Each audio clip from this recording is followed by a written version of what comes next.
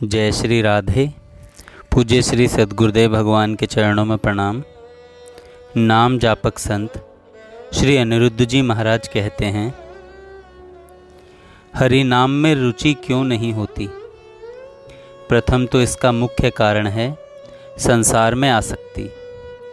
मन में दो प्रकार की ही आसक्ति हुआ करती है।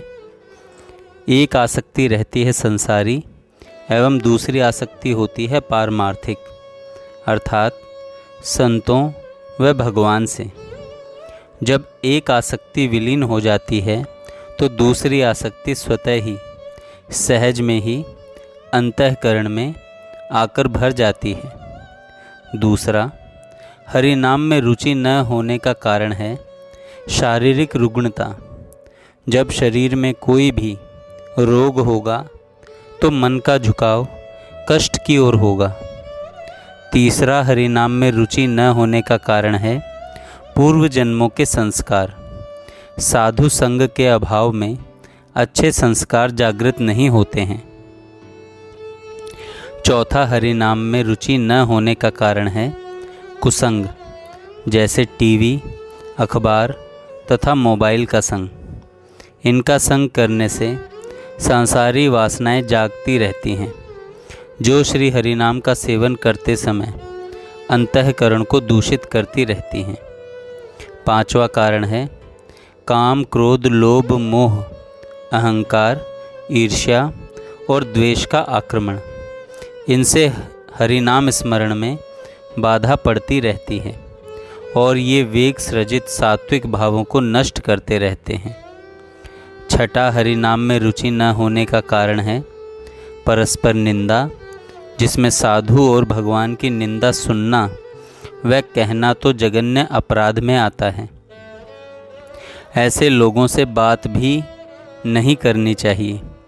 भगवान की निंदा का आशय है धर्म ग्रंथों को माइक प्राकृत समझकर निंदा करते रहना। सातवां, हरि नाम में रुचि न होने का कारण है ज्ञान मार्ग में भटक जाना। ज्ञानी स्वयं को ही भगवान कहता है। यह भक्ति मार्ग का जघन्य विरोधी है। इसमें सेवा भाव नगण्य रहता है। ऐसे तो हरि नाम में रुचि न होने के और भी कारण हैं, परंतु मुख्य कारण तो 7 ही हैं। यदि इन उक्त 7 कारणों से बचा जाए तो हरि नाम में रुचि निश्चित ही हो जाएगी। प्रत्यक्ष में प्रमाण नहीं चाहिए, कोई भी आजमाकर देख सकता है। अब इनसे बचा कैसे जाए? इनसे बचने का एक ही उपाय है, सादर सुमिरन जे नर करहीं, भव बारिधि गोपद इव तरहीं। जिसकी 4 माला इस प्रकार से कान से सुनकर हो जाएंगी, उसकी उक्त लिखी हुई 7 अड़चनें सहज में ही दूर हो जाएंगी। नित्य 1 लाख अर्थात 64 माला का नियम जो ले लेगा, उसके घर पर श्री चैतन्य महाप्रभु का वास अवश्य ही हो जाएगा। जैसा कि स्वयं महाप्रभु जी ने अपने जनों को बोला है कि 1 लाख नाम नित्य करो, वहाँ से कलयुग का शीघ्र ही निष्कासन हो जाएगा, वरना घर में कलह होता रहेगा। प्रत्यक्ष में हम देख रहे हैं कि हर घर में जहाँ हरि नाम का आविर्भाव नहीं है, वहाँ बाप बेटे में, स्त्री पुरुष में, जगह जगह समाज में, गांव में, शहर में, देश देश में अर्थात पूरे मृत्युलोक में कलयुग महाराज के कोप का शासन चल रहा है। सभी दुखी हैं। खान पान, रहन सहन सब दूषित हो गया है। प्रेम का नामो निशान मिट गया है। सब जगह स्वार्थ घुस गया है। पैसे के लिए गला काटा जा रहा है। कोई सुनने वाला नहीं है। पैसा देकर बदमाशों की जीत हो जाती है। गरीब का भगवान के अलावा कोई साथी नहीं है।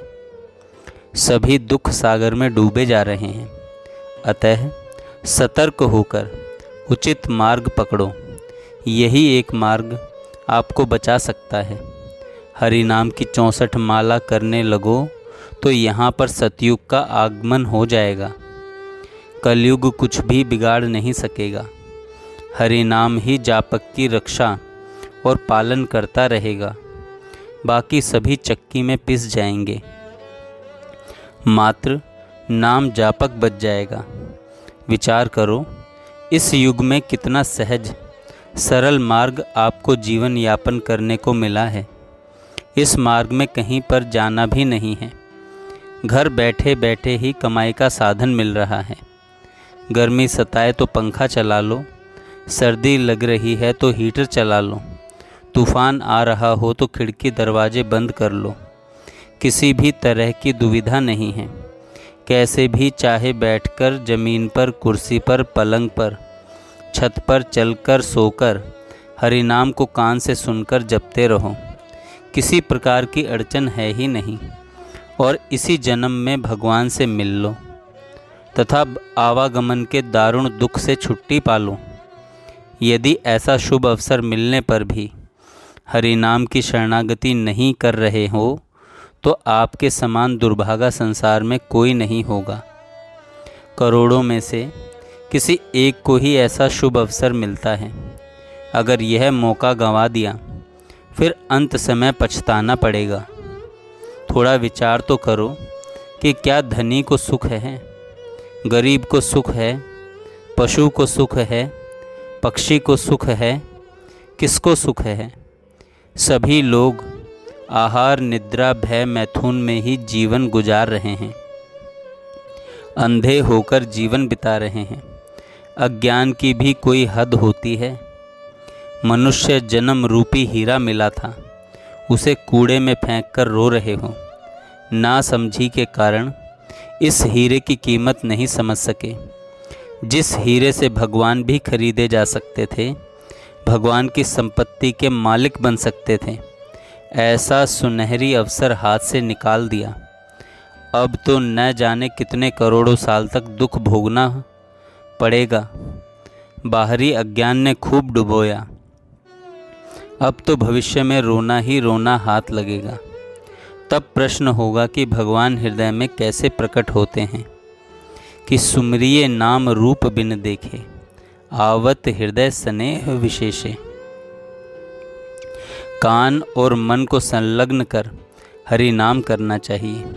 नाम करते करते कुछ दिनों बाद भगवत स्वरूप अंतःकरण में अपने आप प्रकट हो जाएगा। श्री गुरुदेव जी ने हरि नाम रूपी बीज कान रूपी पाइप में डाला। यह बीज अंतःकरण रूपी जमीन में जा गिरा। अब जापक इसको बार बार जप रूपी पानी देगा तो जिसका जैसा पिछले जन्मों का संस्कार होगा, उसी संस्कार के प्रेशर से हरि नाम रूपी बीज अंकुरित हो जाएगा। उस अंकुरित बीज से श्री कृष्ण रूपी पौधा बाहर निकलेगा, जिसको साधक देखकर आनंद सिंधु में तैरने लगेगा। तैरने से उसे प्रेम रूपी रस का स्वाद आने लगेगा एवं मस्ती में रमण करता रहेगा। हरि नाम रूपी बीज में अनंत वेद, शास्त्र, पुराण ओतप्रोत रहते हैं, परंतु साधक जब स्मरण रूपी पानी देता रहेगा तो एक दिन ये शास्त्र उसके अंतःकरण में प्रकट हो जाएंगे। जैसे गीता जी कहती हैं, बुद्धि योग का आविर्भाव होगा, ददामि बुद्धि योगम।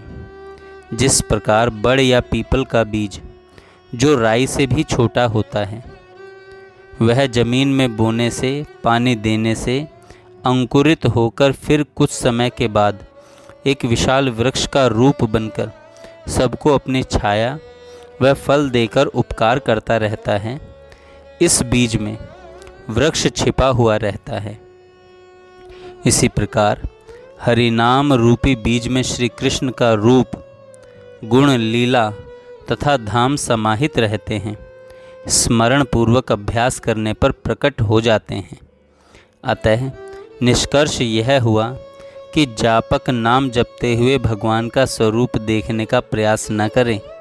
स्वतः ही जपते जपते स्वरूप सहित सभी लीला गुण स्फुरित होने लगेंगे।